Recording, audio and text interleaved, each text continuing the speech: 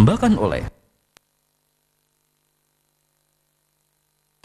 Apa kabar pemirsa? Jumpa kembali dengan saya Widianto dalam Indonesia untuk Indonesia Kaya. Indonesia kali ini akan menghadirkan lokasi-lokasi desa-desa yang menjaga kearifan lokalnya, tradisi, dan budayanya. Pertama kita akan ke Desa Mola di Pulau Wangi-Wangi, lalu Desa Bubohu di Gorontalo, dan terakhir kawasan khusus di Kota Jakarta, Setu Babakan.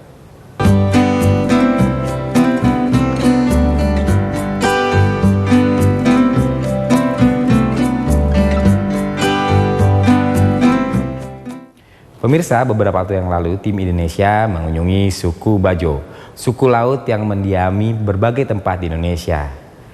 Kali ini kami mengunjungi suku Bajo Mola yang mendiami Pulau Wangi-Wangi di kawasan Kepulauan Wakatobi, Sulawesi Tenggara.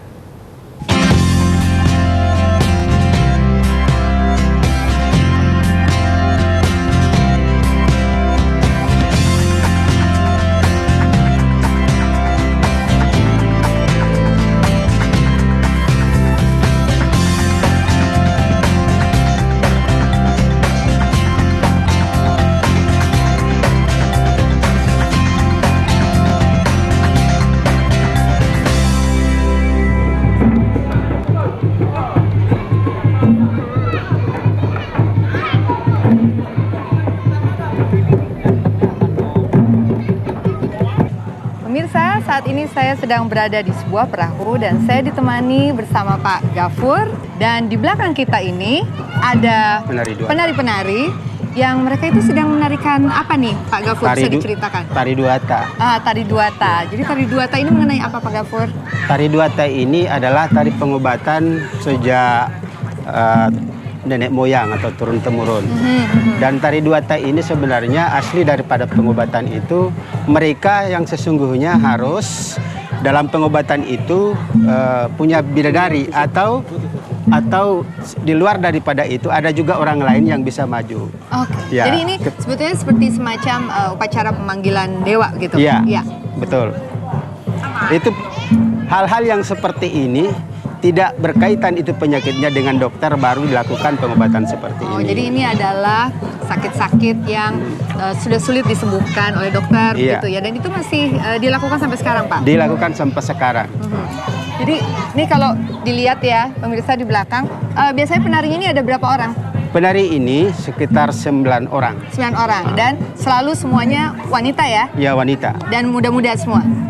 Oke, nah lalu Pak Gafur yang juga menarik di sini saya memperhatikan, saya ingin tahu juga ya sejarah tentang Desa Bajo ini. Bagaimana nih? Desa Bajo ini pindahannya dari Bajo Mantigola, yaitu pada pergolakan DITI tahun 56. Mereka itu diperintahkan oleh saudara Lamaga untuk menyingkirkan diri ke tempat yang lebih aman. Lebih aman. Okay. Datanglah mereka ke Ogu awalnya. Kemudian setelah itu aman dan sudah dimenangkan oleh pemerintah saat itu, disuruh pulang kembali ke daerahnya, tetapi tidak dibolehkan oleh para sara yang ada di sini. Tapi sebetulnya kan orang Bajo sendiri itu tersebar di banyak wilayah ya Pak ya? Iya. Jadi seperti di wilayah-wilayah lain dengan wilayah sini, orang Bajo tuh apakah ada perbedaan secara adat istiadat atau sama Pak? Sama, tidak ada ya? bedanya. Tidak ada bedanya. Nah Pak, kembali lagi tadi ke soal masalah kepercayaan orang Bajo. Selain tarian yang untuk pengobatan ini juga kan tradisi di sini, apa ada upacara-upacara besar lainnya nggak Pak? Itu mungkin tidak, hanya seperti dia itu kalau membuat sesuatu acara-acara itu harus didatangkan beberapa warga yang ada. Artinya warga itu pun harus berdatangan ke tempat itu. Kemudian apabila salah satu tidak ada yang datang ke situ, maka yang lainnya ketika dia buat maka tidak akan datang lagi mereka kan gitu tuh bentuknya. Oh, jadi itu semacam hukum adat ya, mungkin hukum adat, ya, hukum adat. Oh, jadi hukum adat di Desa Bajo itu masih berlaku. Masih berlaku. Ya. Nah, ini yang menarik juga tentang rumah-rumah di sini. Iya. Ini kan di sini rumah-rumah panggung yang di atas laut gitu. Nah, ini memang dari dulu seperti ini kan ya Pak ya? Iya, iya. Dalam satu rumah itu biasanya ditinggali oleh berapa anggota keluarga? Dulu waktu saya jadi kepala desa tahun 2002 itu ada 3 kakak, ada sampai 4 kakak. Wow, ya, jadi itu besar sekali ya. Oke. Tapi kalau sekarang? Sekarang ya alhamdulillah sudah ada yang 2. Oh, ada yang 2. Jadi udah lebih ini apa maksudnya lebih leluasa lagi. Mereka tadinya mungkin satu rumah mereka harus berdesak-desakan. Iya. Nah, lalu Pak, ini saya juga melihat dari tadi ya air di sekitar sini kan bening sekali gitu. Nah, apa ada upaya dari Bapak dan warga di sini untuk melakukan upaya-upaya untuk pelestarian lingkungan agar alam ini tetap terjaga? Iya, ini program Kekar Bajo juga ini ya. Kekar Bajo? Iya, Kekar Bajo, Kerukunan Keluarga Bajo Kabupaten Wakatobi. Itu juga mereka sudah membuat sesuatu tempat, dan itu sampah-sampah kiriman itu kalau ditahu oleh mereka yang dia diambil sedot, ya? dia sedot baru ya? dibawa ke tempatnya. Jadi kalau warga sendiri di sini sangat sadar lah ya maksudnya untuk menjaga lingkungan ini dengan tidak membuang sampah di mana saja gitu. Karena sayang sekali di sini kalau dilihat kan airnya bening, lalu ini tumbuhan-tumbuhan di laut juga bagus, cantik-cantik sekali, dan memang Wakatobi ini kan sangat terkenal juga sebagai salah satu destinasi pariwisata yang mana mungkin itu juga harus dijaga oleh warga sini ya Pak ya. Nah, ini pertanyaan terakhir nih dari saya. Apa harapan Bapak sebagai ketua kerukunan di sini untuk kedepannya untuk warga Bajo ini? Harapan saya agar semua apa yang sudah dilaksanakan dapat ditingkatkan sedemikian untuk bisa dijaga seperti lamun, jangan dikasih rusak. Karena lamun ini adalah bisa menyerap setengah dari panas bumi, karbonnya lebih tinggi, beda dengan bakau. Kalau bakau itu menyerap dari daun ke pohon ke akar ke tanah, masih lama. Tapi ini masih bisa langsung untuk menyerap setengah dari panas bumi. Itu yang utama saya kepada mereka. Karena ini anugerah Tuhan, ini kita harus lindungi. Harus lindungi ya, harus jaga. Pak Gafur, terima kasih banyak nih informasinya. Saya jadi banyak tahu mengenai orang Bajo dan melihat keindahan Desa Mola ini.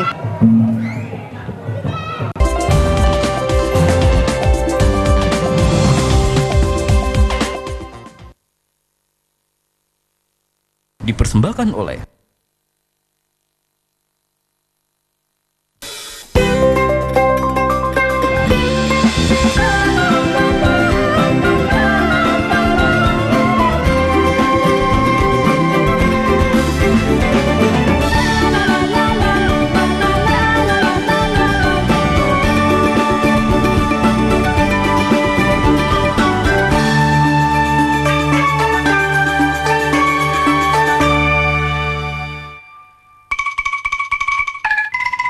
Melatih serta mendidik kedisiplinan sejak dini akan menghasilkan generasi penerus sebagai pemimpin yang kuat serta percaya diri. Perilaku santun terhadap guru mencerminkan anak Indonesia memiliki budi pekerti dan rendah hati. Kesungguhan dalam menuntut ilmu mencerminkan anak Indonesia mempunyai cita-cita untuk membangun bangsa yang cerdas, makmur, dan sejahtera. Anak Indonesia pantang menyerah, semangat, berani dalam mengambil keputusan. Kenali dan cintailah keragaman seni budaya negeri tercinta Indonesia. Jadilah generasi prestasi penerus bangsa. Yang jago, ya logo.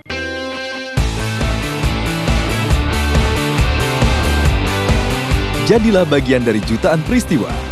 Bergabunglah bersama tim terbaik kami dalam posisi-posisi berikut ini.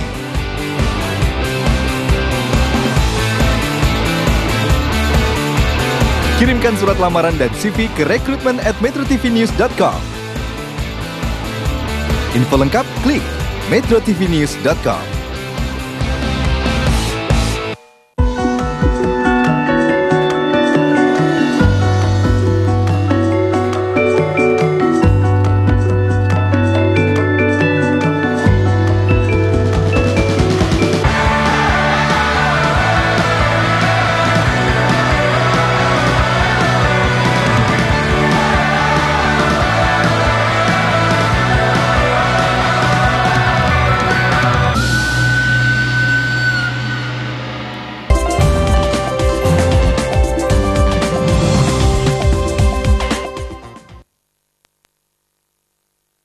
Dipersembahkan oleh Masih dari wilayah Sulawesi, kita sekarang menuju Gorontalo yang dikenal sebagai Serambi Madinah. Kami mengunjungi Desa Bubohu, sebuah desa yang masih melaksanakan tradisi Islam sampai saat ini. Jadi kalau ingin tahu sejarah kerajaan Islam di Gorontalo, datang saja ke Desa Bubohu.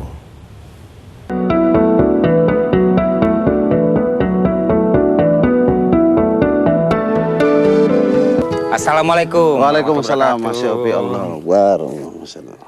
Ini Dewan Adat Kerajaan Bubohu. Ini Imam Wilayah Kerajaan Bubohu. Ini Kepala Desa. Dan ini Putri Pariwisata Provinsi Gorontalo. Selamat datang di Kerajaan Bubohu. Gorontalo. Ini ada santri. Ini mereka adalah penari, penyambut tamu. Mas Yopi bisa ngambil apapun ini pengharum. Jadi ini harum alamiah. Ini Mas Yopi, ini sejarah tentang Bubohu dan Gorontalo. Bubohu dan Gorontalo. Ya, Kerajaan Gorontalo, Kerajaan Bubohu ada di sini. Di sini juga menerangkan tentang bahasa-bahasa asli Gorontalo. Lalu teknologi apa aja yang dibuat di sini seperti untuk lingkungan hidup. Untuk memudahkan wisatawan agar tidak dipandu pun udah bisa baca. Mas Yopi, kita ke sana. Ya. Nanti Mas Yopi akan disambut oleh tarian, namanya tarian Tidi, yang khusus untuk penyambutan tamu.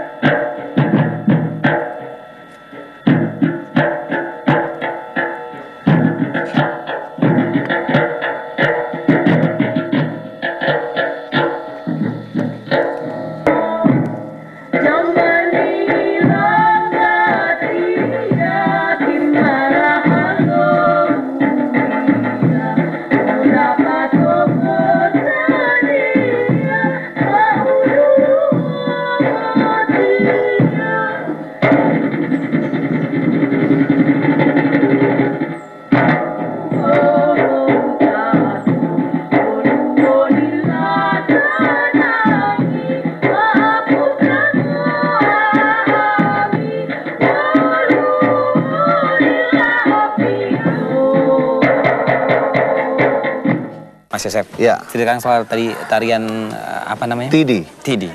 Tidi itu bahasa Gorontalo tarian. Nah, karena menyambut tamu dan menggunakan kipas, maka diberi nama Tidi Lo O Ayabu. Oh. Dan tadi musik pengiringnya? Pengirimnya itu rebana. Tapi rebana yang disesuaikan dengan gerakan. Apa sih sebenarnya Mas Yosef niatnya untuk bisa membuat desa wisata religi dengan berbagai macam kegiatan yang memang sebenarnya adalah kegiatan budaya yang harusnya menjadi perhatian bukan hanya Mas Yosef sendiri, tapi memang ini adalah pemiliknya adalah masyarakat Gorontalo. Iya, jadi gini Mas Yopi, Gorontalo itu adalah masyarakat yang berbentuk kerajaan, dulu kerajaan. Pada tahun 1385, kerajaan Gorontalo besar itu terbentuk. Nah, tetapi di Gorontalo sendiri ada banyak kerajaan. Di luar dari yang kerajaan Gorontalo, ada kerajaan Limboto, ada kerajaan Suwawa, ada kerajaan Bolango, ada kerajaan Atinggola, ada kerajaan Bualemo. Nah, kemudian pada tahun 1385 khusus kerajaan Gorontalonya itu dari 17 kerajaan menyatu menjadi satu kerajaan, kerajaan besar. Itu tahun 1385 dipimpin oleh Raja Wadi Palapa atau Ilahudu. Di sini kenal dengan Matoloduladaa. Nah, kemudian Bubohu ini kita jadikan sebagai benteng terakhir kebudayaan Gorontalo. Di sini bisa ditemukan ada museum tentang sejarah Gorontalo, ada museum fosil di Gorontalo, kemudian ada pagelaran budaya, kaderisasi tentang seni-seni budaya Gorontalo itu ada di sini. Nah, kita buat. Nah, karena dia menjadi sebuah kebutuhan, terutama di zaman sekarang kebutuhan akan kembalinya kepada nilai-nilai kearifan lokal, maka kita membentuk namanya Desa Wisata Religius Bubohu. Kenapa Desa Wisata Religius Bubohu, Mas Yopi? Karena tempat ini adalah bekas kerajaan kecil, namanya Kerajaan Bubohu. Itu berdiri tahun 1750. Kemudian ditutup oleh Belanda tahun 1902. Oh, oleh Belanda ya? Nah, setelah itu tahun 97 kami menginisiasi untuk merekonstruksi kembali Kerajaan Bubohu untuk membuat tempat ini menjadi pusat kebudayaan Gorontalo, pusat sejarah Gorontalo. Jadi semua orang Gorontalo mau pingin tahu masa lalu Gorontalo, cukup datang di sini, tersedia semua. Ya, ya. Maka itu butuh tempat kayak gini. Betul. Nah, di tempat ini kan ada sejarahnya, lalu museumnya. Itu bagaimana mengkurasinya dan juga mengkolekting, memang inilah yang memang layak untuk ditampilkan di museum ini misalnya. Butuh waktu lama dan upaya konsisten. Juga yang paling penting di dalam merekonstruksi kebudayaan dan sejarah itu doa. Kita harus berdoa luar biasa. Saya memelopori rekonstruksi ini itu tidak boleh main-main. Makanya kita kasih nama Desa Wisata Religius. Kita fokus ke religiusitasnya dulu untuk menggali masa lalu. Metode yang kita pakai adalah filsafat forensik. Jadi mencari masa lalu itu dengan konsep filsafat. Kemudian kita metodologinya juga tidak boleh tidak akademis, harus akademis. Saya libatkan kampus, saya libatkan peneliti, saya libatkan tokoh-tokoh adat, tokoh masyarakat, juga pemerintah. Banyak yang mesti terlibat di dalam konsep merekonstruksi sebuah kebudayaan. Dan karena ini menjadi sebuah pilot project dari rekonstruksi kerajaan Gorontalo, maka kami tidak main-main. Maka ketika kita memuseumkan itu dalam bentuk teknologi, kita bikin dalam bentuk teknologi, Mas Yopi. Sehingga orang Gorontalo tidak perlu ke sini juga boleh. Dia tinggal ketik www.museum sejarah Gorontalo blogspot.com bisa keluar. Bisa dimasuk di Facebook juga, grup Beranda Museum Sejarah Gorontalo. Semua orang berpartisipasi. Publik jadi ikut, yang menyimpan dokumen, Pak, saling melengkapi jadinya. Melengkapi. Akhirnya kami jadi menemukan hampir semua dokumen sejarah masa lalu Gorontalo. Makin menarik sebenarnya bagaimana kita bisa menelusuri juga mengeksplorasi budaya Gorontalo di sini di Bubohu. Tapi ada satu yang saya masih penasaran sama Mas Yosef. Apa harapan Mas Yosef dan tujuan akhir dari kompleks wisata religius ini?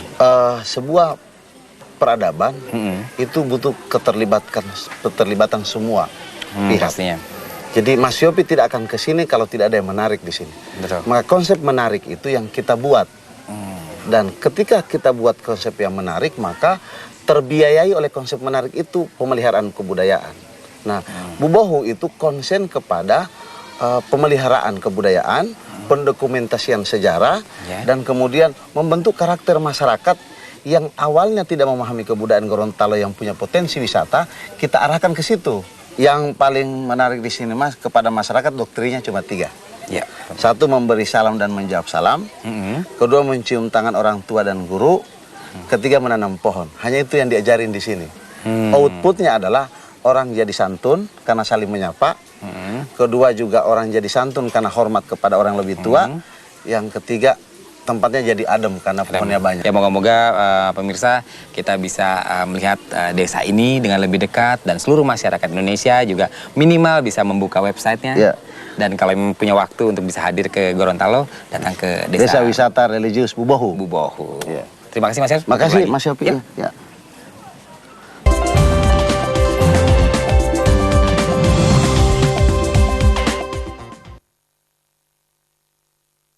Dipersembahkan oleh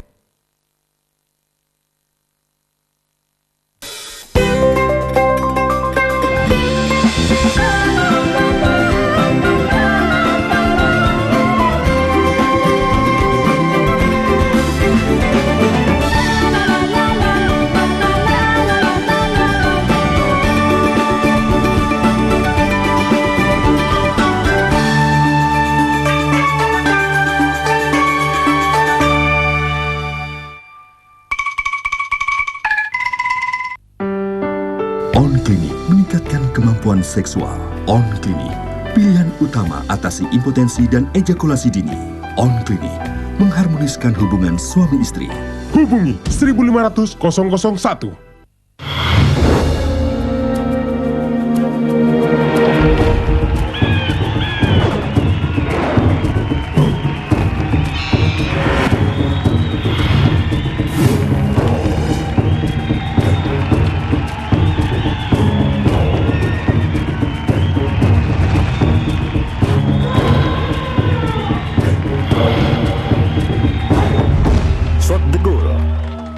Speed Action Sport.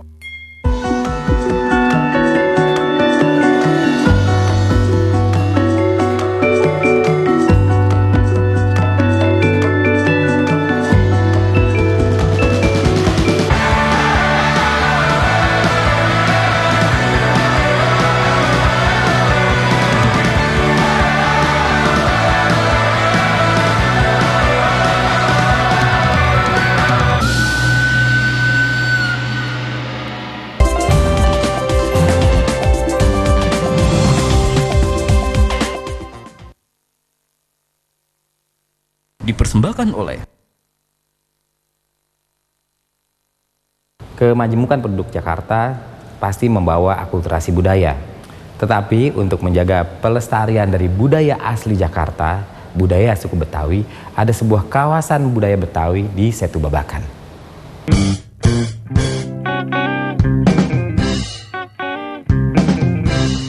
Jande muda romannya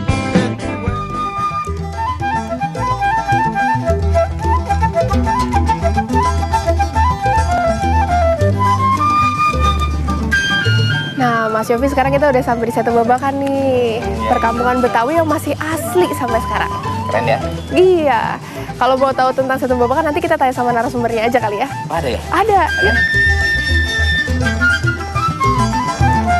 Baik pemirsa dan Mas Yofi, kali ini kita sudah bertemu dengan narasumber yang akan menjelaskan mengenai budaya Betawi, khususnya mengenai perkampungan budaya Betawi Setu Babakan. Ada Bapak Yahya dari pengurus perkampungan budaya Betawi Setu Babakan dan juga Pak Supriyali dari Kepala Unit Pengelola Perkampungan Setu Babakan. Jadi gini Pak, saya ingin tanyakan bahwa ke depan ini rencana pengembangan budaya Betawi di titik beratnya di mana Pak?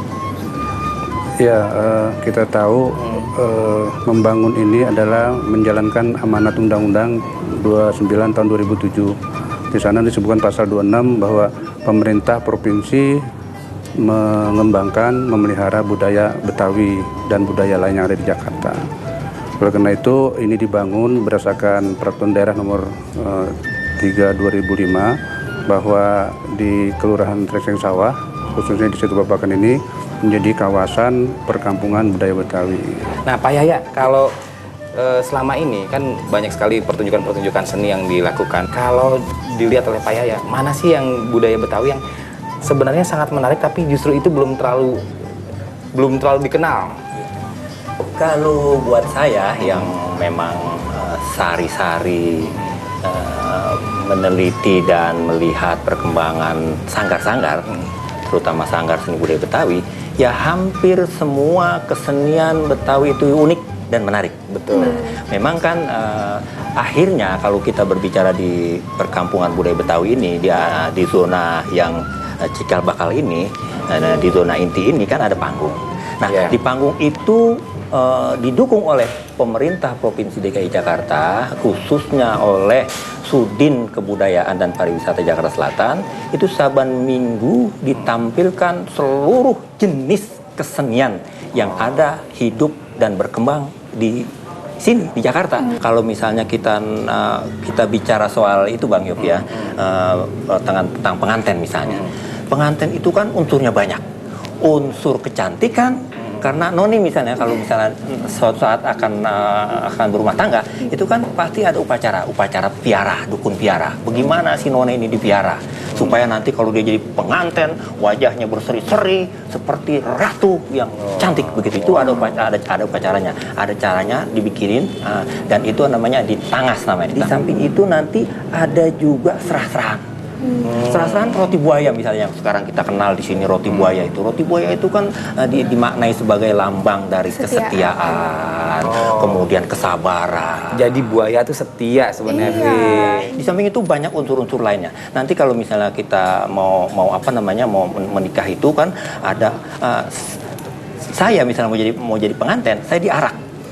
Namanya ngerudat. Dari rumah saya, calon pengantin laki-laki, sampai ke rumah none, calon pengantin perempuan, dengan rebana ketimpring, dengan baca selawat. Nanti sampai di depan rumah none, itu saya nggak boleh masuk, ditahan dulu. Namanya ada upacara buka palang pintu. Wow. Jadi memang sangat rumit dan sangat banyak banget gitu budaya Betawi yang sebenarnya belum kita tahu ya Mas Yofi ya. Banyak sekali yang belum tahu malah saya. Dan ini unik sekali ya dari ceritanya bagaimana. Kan kita hanya tahu ya sekedar ondel-ondel. Ondel-ondel, PRJ kalau misalnya Jakarta Ulang. Padahal sebenarnya banyak sekali yang bisa dieksplor dari budaya Betawi itu sendiri. Betul. Dan tadi ada satu upacara yang saya ingin tahu tuh. Upacara buka palang pintu. Itu gimana, bisa kita lihat nggak Pak? Buka palang pintu itu ada 4 unsur yang paling penting di situ. Dulu itu buka palang pintu namanya nyapun. Nyapun itu bahasa Betawi arkais ya, bahasa Betawi lama yang udah jarang dipakai oleh orang-orang sekarang. Nyapun itu artinya komunikasi dua pihak dengan sopan dan santun. Jadi unsur pentingnya itu adalah rebana ketimpring yang mengiringkan selawat. Kemudian juga pantun. Nah, pantun itu artinya sopan santun. Nanti ada syarat sebelum dia masuk ini, ada syarat bagaimana silat. Jadi itu memperlihatkan bahwa si pria harus bisa mempertahankan jati dirinya. Iya, betul begitu. Jadi si pria laki-laki Betawi kalau dia ingin berumah tangga yang betul, dia harus siap secara fisik. Nah, itu pun belum boleh masuk. Harus ada syaratnya dua lagi. Syarat berikutnya yaitu baca sike. Baca sike itu artinya baca selawat ya. Sike itu kalau di kampung ada beberapa tempat disebut baca yalil. Yalil itu misalnya yalilingnya, ya dimulai seperti itu. Tapi itu baca sike. Nah, baca sike itu sebagai simbol dari seorang laki-laki Betawi harus siap secara mental. Jadi Bang Yahya kita bisa lihat sekarang. Oke, kebetulan ada. Mari sama-sama. Ayo kita ke sana. Kita lihat itu upacara buka palang pintu. Oke. Di sono gardu, di sini gardu, ketok kentong kayu cermek. Kalau emang jagoan kita mau adu, nyok kita tonton rame-rame. Tar dulu bang, abang kayaknya nggak sabaran banget nih, abang udah nafsu mau minta diadu. Bang, abang ingat kak mainan kita waktu kecil? Apaan bang? Tok ame-ame nasi goreng campur mengkedu. Ayo bang, kita teprok tangan rame-rame karena jagoan kita yang mau diadu. Ayo dul, berantem dul. Ajar dul. Berantem dul, jangan nari dul. Awas. Wah. Nah. Udah. Nah. Ya. Nah. Ya. Udah. Jangan anak yatim. Bang, kalau tahu anak yatim dan kita sewit aja bang, nggak usah pakai berantem. Gimana bang? Jagoan abang udah rubuh. Berarti nih Bang Topik sampai rombongannya udah boleh masuk nih. Jagoannya memang udah rubuh bang, tapi bukan berarti Bang Sauki udah boleh masuk gitu aja bang. Kalau memang Bang Sauki mau diterima secara baik, tarikin dulu bang lagu Sike yang paling asik. Wakilannya boleh gak? Boleh bang. Ya lilid ya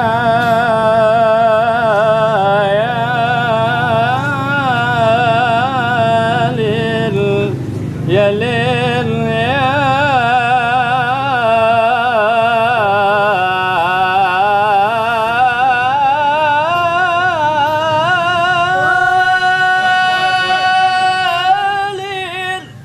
Gimana bang? Itu baru abangnya. Gimana Bang Topik bang? Iya bang. Gimana bang? Jawara abang udah rubuh, lagu Sike udah dibawain.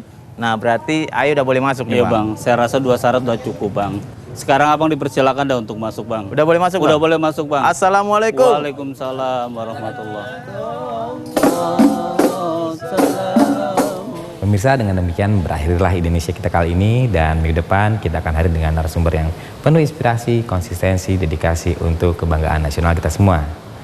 Dan saya mengingatkan yang ingin hadir ke Galeri Indonesia Kaya, tinggal klik saja www.indonesiakaya.com atau follow Twitter @indonesiakaya. Akhirnya saya Widianto undur diri, cinta budaya, cinta Indonesia.